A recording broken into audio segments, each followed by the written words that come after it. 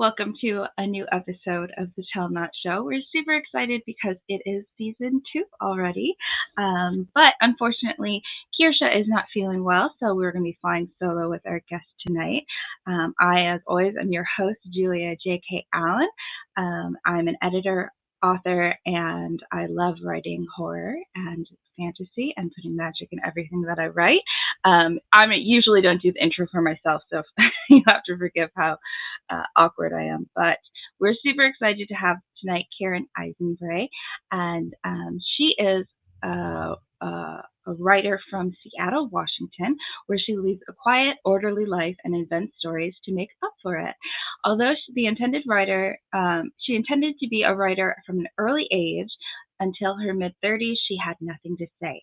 A little bit of free time and a vivid dream about a wizard changed all of that. Karen writes fantasy and science fiction novels, as well as short fiction in a variety of genres, and the occasional poem if it insists. She has sung in a church choir, played drums in a garage band, and was surprised to find herself writing songs for her debut YA novel, The Gospel According to St. Rage. Karen shares her life with her husband, 2 young adult sons, and 4 feline ghosts. Welcome. We're so happy to have you. Thank you. It's good to be here. Yeah, so it says here, and I'm sure you're being a little hyperbolic, that you had nothing to say until your 30s. But tell us a little bit about your writing journey. Okay. Well, I always enjoyed it from the time I learned how in elementary school. Mm-hmm.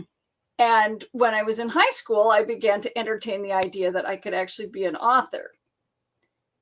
But I didn't really start writing with any kind of intent to publish until I was in my 30s, because I thought I was supposed to have some big, perfect idea before I started writing.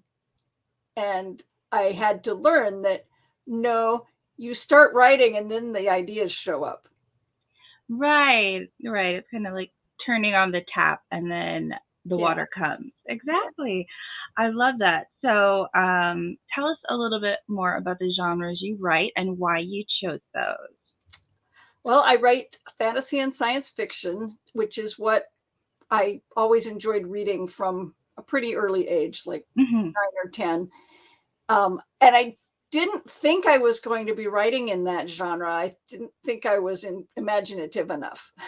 But then I had this wizard dream, super short, like 5 seconds, but 2 wizards, 3 plot twists.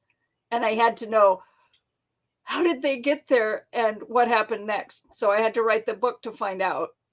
Oh, I love it. And that turned into many sequels and another trilogy and on and on. So that was the fantasy side of it. And then I also have always enjoyed science fiction and got a chance to write that a little bit later. But it was the same kind of thing of some goofy little idea. Well, gosh, what if this? And we were off. So time travel, space travel, whatever, I'm there for it. Oh, wonderful. Time travel is always so hard for me to just wrap my head around. So I'm very impressed when other people can write it so well. I can really relate to kind of that imposter syndrome feeling of sitting there and saying like, oh, am I creative enough? Am I imaginative enough to like create fantasy and science fiction worlds? And I'm so glad that you found that you were and you pushed through that feeling of doubt, because I feel like a lot of us go through those feelings of like, oh, is my story good enough to write down? But absolutely, like I believe all stories are, right? So and you won't know until you've written it. Right. Because it might turn into something completely different from what you imagined. Yeah. And better, probably. Yes, this is very true. So tell us a little bit about your writing process. What does it look like getting yourself from first draft to final? Okay. It has changed from book to book. Yes. But because when I started, I was a complete pantser. It was just, okay, jump in, start writing. figure it out as you go along, rewrite the same book 8 or 10 times. And, Right. and there's still a little of that, but I've learned that it helps a lot to kind of work some of it out ahead of time, to at Mhm. least know who's in it and what are the main events of the story.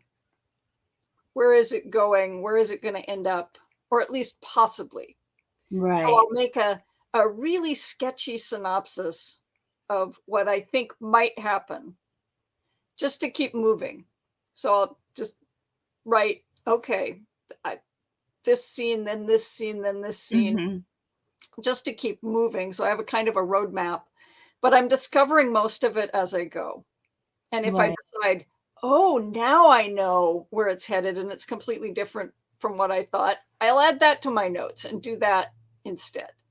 And then Yes. once I have that draft down, and it's always really thin, I will go back and read through it and figure out what does it need to be finished? What's Mm, missing? mhm. Where are the big holes? Where's the part that's not developed? Where's the scene that will make all the difference that I haven't even written yet? So I'll Right. go back through and make those kinds of notes and add that new material, and then a couple more passes just to make sure that it's all there and it's all working. And then it goes to my beta readers who will see things that I never saw Mhm. and Mhm. give me feedback and input. And then I take all of their feedback and think about how to incorporate it if it makes sense, which it usually does. Right. Get that in there. Then read through it another couple of times to make sure it all holds together with the new material. And then Yeah. eventually it will be ready to submit, but it can be anything from 1 to over 20 years Right, to right. get there. I feel like we have a very similar process in that I started as a pantser as well. I was just like I never knew what I was doing, just jumped in and later developed a kind of hybrid style where you do some planning ahead just to like have direction and aim for where we're going. And then I also know a lot of people who overwrite and then have to like cut back in editing. But like you, I'm the opposite where I have a very thin draft. Like I like how you said that, and have to kind of bulk up like not just a wall of dialogue, but like let's have people doing stuff while they're talking and and what's going on in the background Oh, and all that action. stuff. Okay. Yeah. Right, right. We're not just But in the void. I Yeah. still end up cutting a lot too.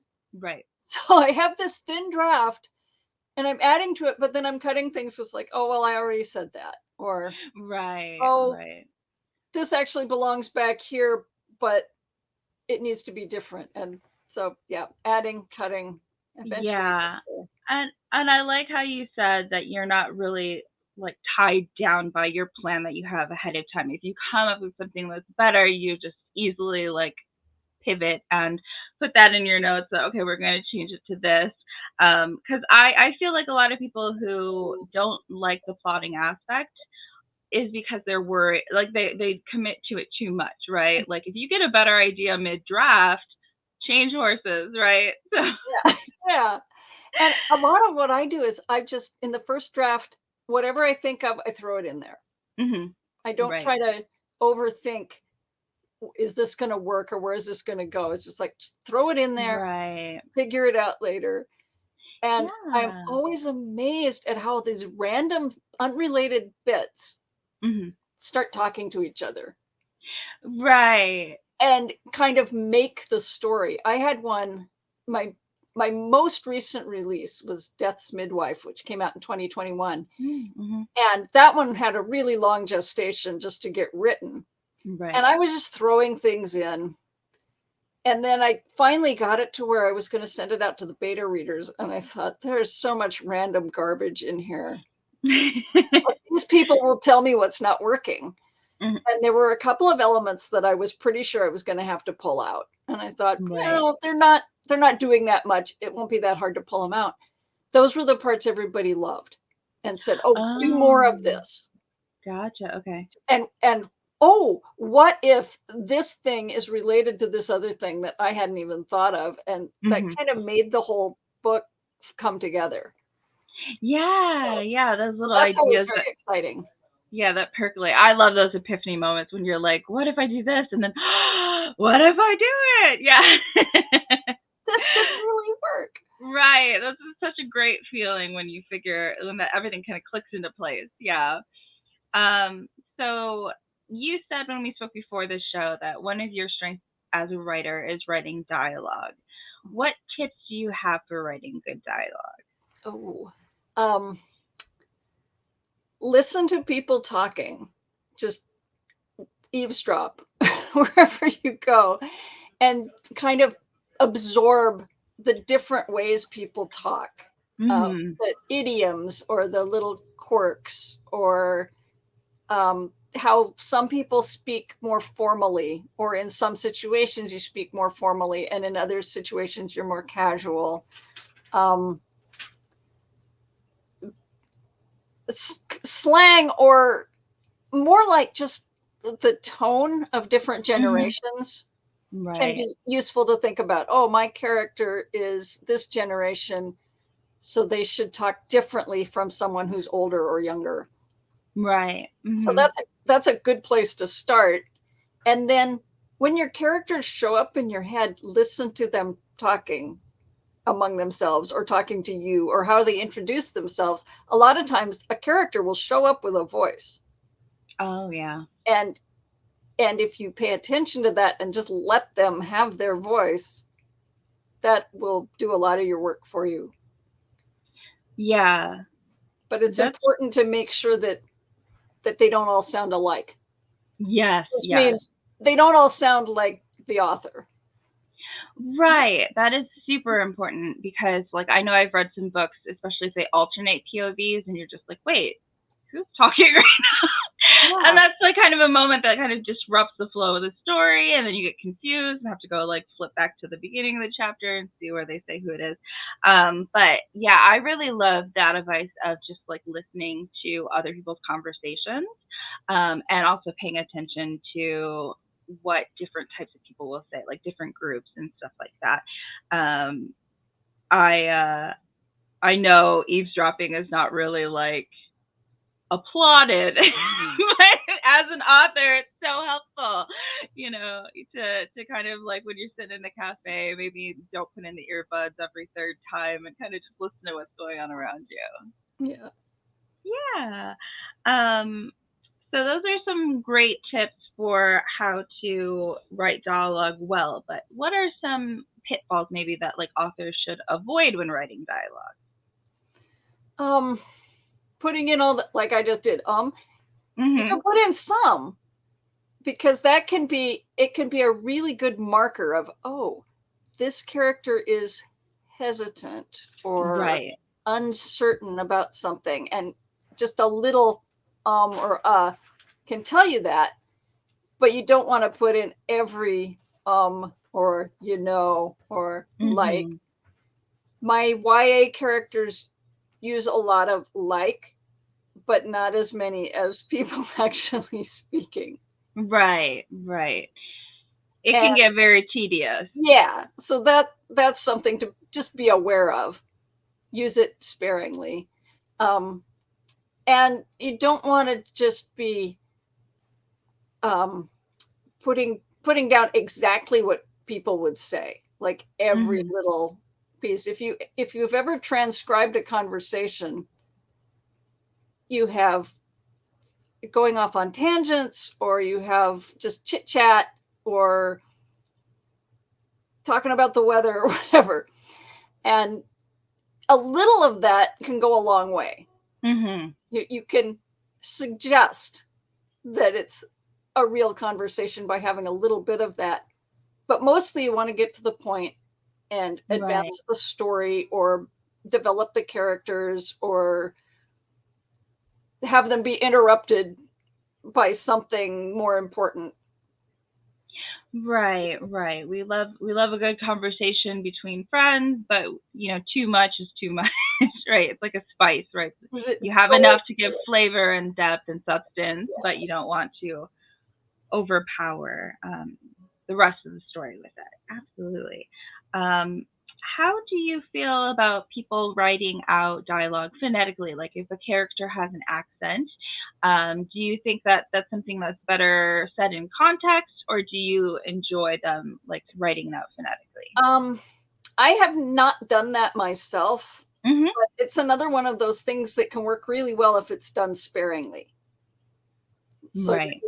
you're suggesting the accent by a little bit of spelling. So if they say y'all, that's Hmm. a pretty good indicator and will tell you the accent. Right. Or even like with a British accent, you just do different word choices. So you say Right. somebody is in hospital, or they call their mother mum, and immediately you can hear the accent. So there are ways to do it without spelling it out. Right, right. Because I think that it works sometimes, but it can be heavy handed sometimes too. So it's all about a balance that you have when you're doing it. Um, so one thing we talked about is like you don't want to transcribe or like be too literal with your interpretation of like people talking. So how what is a good way to write dialogue so that it's realistic but still dramatic, right? Like it's still meant for a story to push everything forward and not be boring. Well, you have to think about what is your this particular scene supposed to accomplish. Hmm. Where where are you moving from? Where are you going to end up? And how can the dialogue promote that? So maybe a character has learned something and they're reporting it to the other character. Hmm. And so then, okay, so that's what the scene is for, to transmit this information. Or maybe they're planning to transmit the information and then they get interrupted, and this builds suspense. Right, And maybe the reader knows more than the characters do. And so right. they're trying to say something that they can't finish, or that the other character is misinterpreting or whatever. So that builds tension if they're in conflict, and you can Hmm. show that in dialogue. Yes. Um, That's a great point. That I kind of love that because like they do that a lot in like dramatic plays where the audience kind of knows more than the characters do, and it can cause really great tension in the story. Um, do you have any other like last tips about writing dialogue or? I think we've covered the main points. Yeah. Mostly, I would say you you have to relax into it. Just Mm-hmm. let it flow. Let the characters say what they want to say, and then you can go Right. back and edit it to make it serve your purposes. But Yeah. but Yeah. you know, Yeah. you don't want it to be stilted. You want it to sound conversational. Right. You want that flow to it. Um, So let's talk a little bit about writing. What is your favorite part of writing? Um, I love that moment where I've got a complete draft and I can go Hmm. back and make it good. Yes, yes. So, because I'll already have some ideas about what it needs, how I can fix it, how I can make it really shine. And so I'm always just really eager to get in there and start taking it apart and putting it back together again. Hmm. Yeah, I really love. I always say like good writing is rewriting. In my case, Yes. especially because it's like yeah, you're shoveling sand. That's another quote that I love. Shoveling sand into a box to make a castle later, right? Sand castles later when you're writing the first draft. So it's just Mhm. like putting in the bulk of the word, but then you get to go in and really play and have a lot of fun in the revision process. Do you have a least favorite part of writing? Well, there's that part in editing where you're searching for the words that you always overuse. And you have Right. to figure out, okay, how do I say this differently without using the word just? Yeah. Or that's one of my big ones. And I've learned to Right. just use it less, but there's sometimes when, okay, this will do for now, but I know I'm going to need to change it later. Yes, yes, So no. it's a headache, but I appreciate it when people take that extra effort to make their book not be full of overused words. No, for sure. We want to avoid too much repetition as an author, of course. I find that my overuse is usually like nodding and smiling. Like my characters are And all nodding shrugging, and smiling. nodding, Right? smiling, shrugging. Yes. Yes, yes. It's just like people make other body language gestures. Like I should pay attention to that more so I can put that into my writing. Um, do you have any writing advice that you like and would like share with a newer author that came to you and said like what's one bit of advice that you feel helps? Okay. My favorite these days is trust your tiny ideas. Oh, okay. And use them together if you can, Mhm. and more and better ones will follow. Okay. If you use your ideas, you'll never run out. Right. One. So what do you Little ones can be put together into something bigger. Oh, okay. So like you just have like if it's a small, not like a huge idea, but you can still use them. Yeah, What like you're saying? a 5-second dream about two wizards in a weird situation. Right, That right. that has gotten me, I think, 9 books. Oh, wow. Congratulations. Dream. So, Yeah, that's quite that an was a really accomplishment. tiny idea. Or Yeah. or my upcoming release is a science fiction novel that the concept came to me whole out on a Mm. visit to the science center years ago, where we went to an IMAX movie about the Shackleton expedition, and Okay. then we went to something about Mars exploration, and there was a little display that said that Antarctica is an analog site for Mars exploration. And I just put those two things together and thought, Mhm. wow, somebody should write a space adventure modeled on the Shackleton expedition. Wouldn't that be cool? And somebody in Right. my party said, well, you're someone. Like, oh Right. God, now I'm going to have to go do research. But they were right. I was Right, someone, and right. nobody else was having this idea. So Yeah. No, I love that. I love that, you're combining two different things into like a new idea, and just getting inspiration from everywhere. Um, where do you usually find inspiration when you're looking? oh boy. So things like that, just little Mhm. things that pop up and make go a little ding in the back of my head. Right. Um, Signs with burned out letters,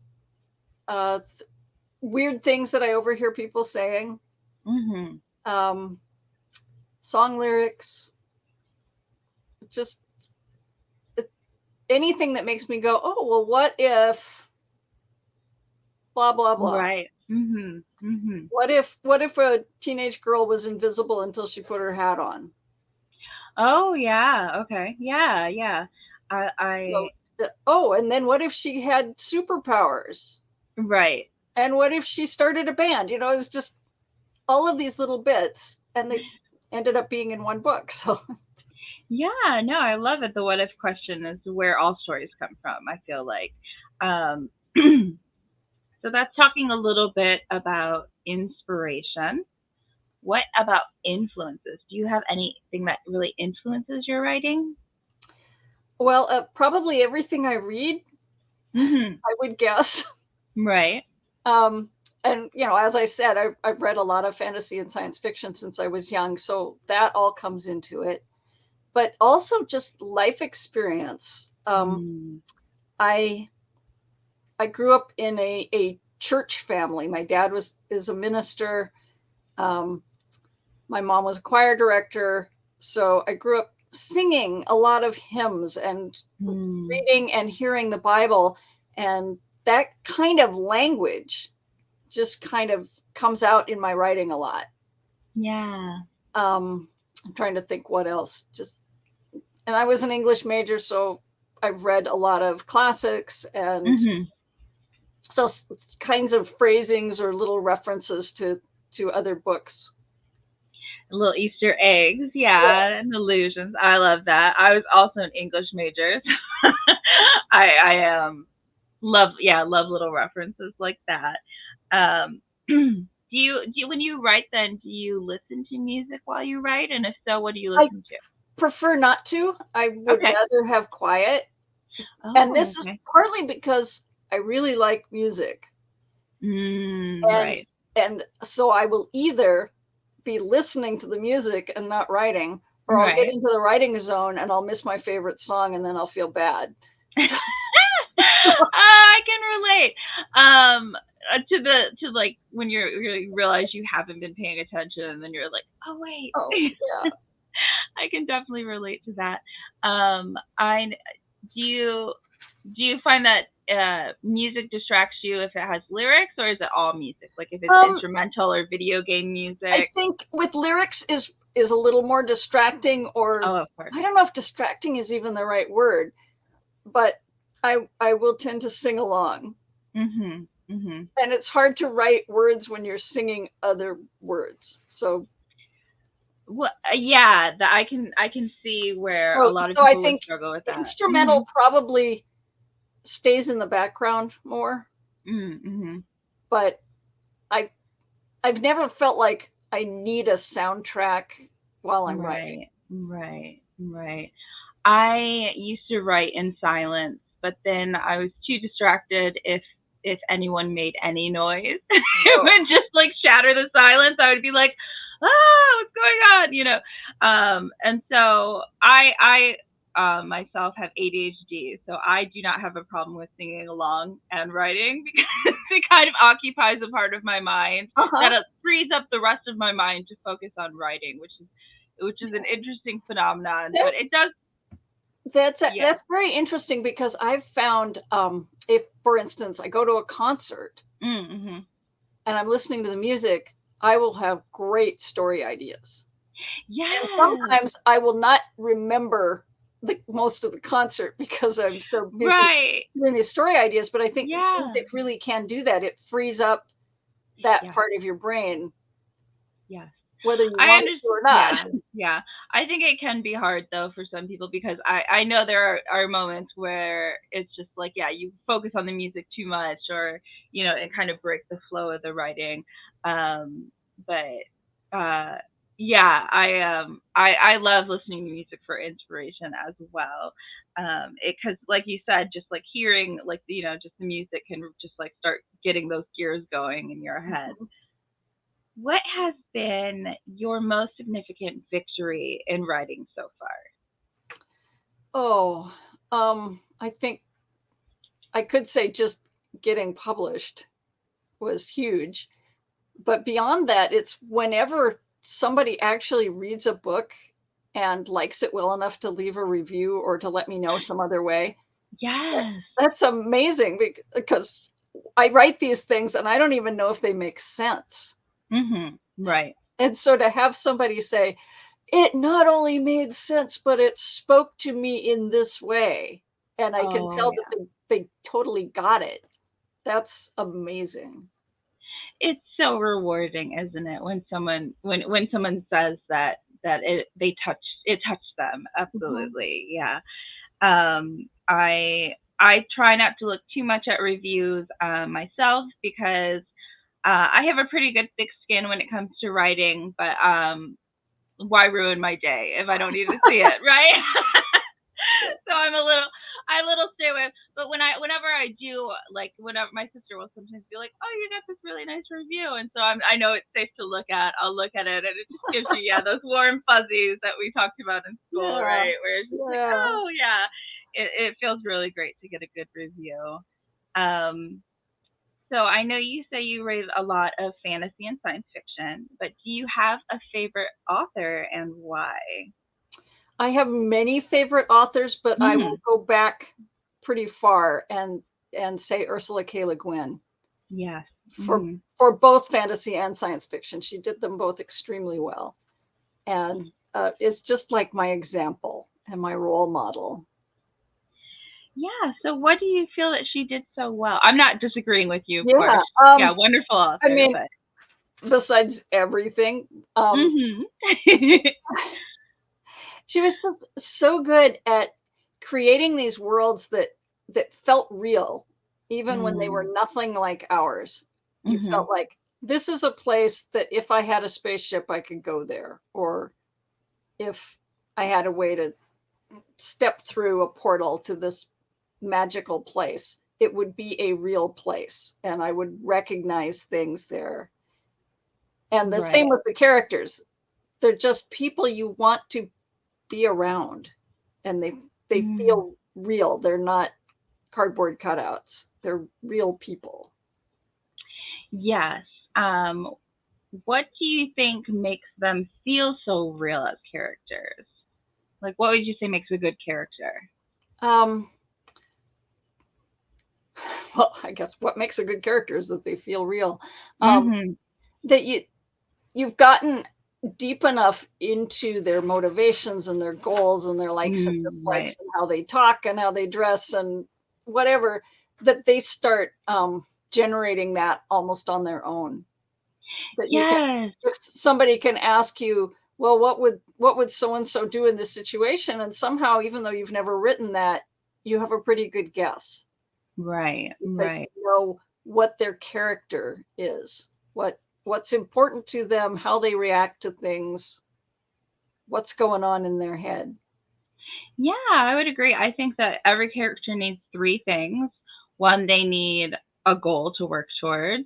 Two, they need motivations for why they're doing that, because whatever their motivation is going to shape what they choose to do in the future, right? So if they want to be famous because they want to make money to feed their little brother, they're going to make very different choices than someone who wants to be famous because they just want power and fame, right? So, and then three, I think they all need a flaw, right? And not like a cutesy flaw, like, oh, I'm so clumsy, but like flaws that actually impede the story, right? That impede them from getting their goal, right? And that's where the tension and conflict comes in. So I would agree. Like I think that characters, if you have those three things, you have a very good start of a character, right? So now we talked about earlier writing advice that you like. Do you have any writing advice that you hate? Well, any advice that's being framed as hard and fast rules. You must do this way. Nothing else will work. Right. That's not helpful. Right. But a suggestion, this worked for me. You might try something like this. Goes a lot better, even if it's the same advice. Right. It's more, how is it being presented? But also, another thing I dislike is when advice is given with the assumption that the person you're giving it to will understand exactly what you mean. Oh, okay. So yeah. I'll take, for example, show, don't tell. Since your name of your show is the Tell Not Show. Yeah. A lot of people, it turns out, have no idea what that means. And I didn't know what it means, and I had to figure it out. And because it was just like, well, but everything we're doing with language is telling. That's what language is for. So what does that mean? And I had to work it out that, oh, it means to use language to tell in a way that appears to be showing. The kind of language you're using. So rather than saying it looked like this, you describe it. You let it be there in front of the reader. Right. Yeah. Our show name was kind of a little play on the tell not show, or do not show not tell, because we were like, if people get it, they're our type of people, right? Yeah. If they get our show name. So yes, show don't tell is like a great example, because like as an editor, I have people who are like, okay, I know I've heard this advice, but I'm not really sure what it means. And so yes, there's a lot of advice that is like, especially if you take things very literally, it would be very hard to understand without an example or explanation. And yeah, show don't tell is one of those things that a lot of people don't love, because there's also, of course, times where you should tell, right? Mm-hmm. Like passage of time, 2 weeks went by. We don't need to show 2 weeks going by in the timeline or things like that. And so we would agree that absolutism and there's only one way to do it is absolutely not true in any way. We like to say at the end of every show that there's more than one way up the mountain, because the reason why we started doing this show was to have other authors and talk about their journey to writing, because there's so many different ways to get there, and there's so many different ways of writing that work for people. And so showcasing the variety was like kind of what we wanted to do to help newer authors, rather than being like, oh, you should always pant, or you should always plot, and you should always do this or that, because for different people, it's going to be right or absolutely wrong. So, Exactly. yeah, but yeah, I definitely would agree that those hard takes of you are not a good writer unless you do X, Y, Z are not really helpful for Yeah. most people. Yeah. And also not realizing that a lot of advice, writing advice, it's fashion. It's just whatever's in style right now. Right. So you might have come up with one set of rules from years ago and think that's the way to do it. And then people are telling you, oh no, it's this way. You're wrong. Right. Like, well, it's just right. the fashion has changed and you kind of have to just roll with it. Yeah. I think that, something you talked about earlier is that your process changes with every book. I find myself being the very same way. But I think that it's important to like not only know and understand your style, but also update it, right? Mhm. Like your process, and whatever, like however you write, try new writing process styles. And if it works for you, maybe it didn't work before, but if you tried it again, you'd be like, oh, this really does get me better into the flow. But just being open-minded that your process will change. Because like you said, if trends are changing, then we probably need to change our processes as well as we're going through our writing journey, right? Yeah. But it's been so wonderful having you on and getting to chat. We do want to give you the opportunity to tell us where we can find you online. And if you want to tell us about your newest release that's coming out, now's a great time to do that. Okay. You can find me at KarenEisenbreyWriter.com. I'm also on Twitter at Karen Eisenbrey and on Facebook at Karen Eisenbrey Writer. And my newest release, which is coming out end of April or early May, we don't have an exact date yet, but it is a hard sci-fi workplace rom-com / survival story called Ego and Endurance. And it was inspired by, and the plot is modeled on Ernest Shackleton's failed expedition to Antarctica in 1914 to 1917, when his ship got frozen in the ice and somehow he got everybody out and they all survived. Oh, wow. That sounds very epic. It was such an inspiring story. And I thought, oh, what if you did that in space? And right. that worked. Yeah. It took a lot more research than I usually do. And then I wrote it and got some feedback and then just sat on it for a long time and had to go back and completely revise it to make it publishing worthy. But I think it really benefited from the extra time. So I'm glad I waited. Oh, yeah. And no, it sounds absolutely fascinating. I love that it's a rom-com and a survival story. Probably you'll run the gamut of emotions as you're reading it, I'm sure, which is a fabulous thing to say about any book. So thank you again for joining us. It really was great talking with you and hearing all about your journey. Thank you for having me. This was fun. Yes, and thank you to those listening along at home. Remember to join us for our next episode, and remember that there's more than one way up a mountain. If you're interested in being a guest on the Tell Not Show, you can find us on social media at the Tell Not Show, or email us at the tellnotshow@gmail.com. Thank you so much again. Thanks again for listening. If you enjoyed the show, consider subscribing and liking. We appreciate all the support. Julia J.K. Allen is an author, editor, and coach and can be found at hijinksrudder.com.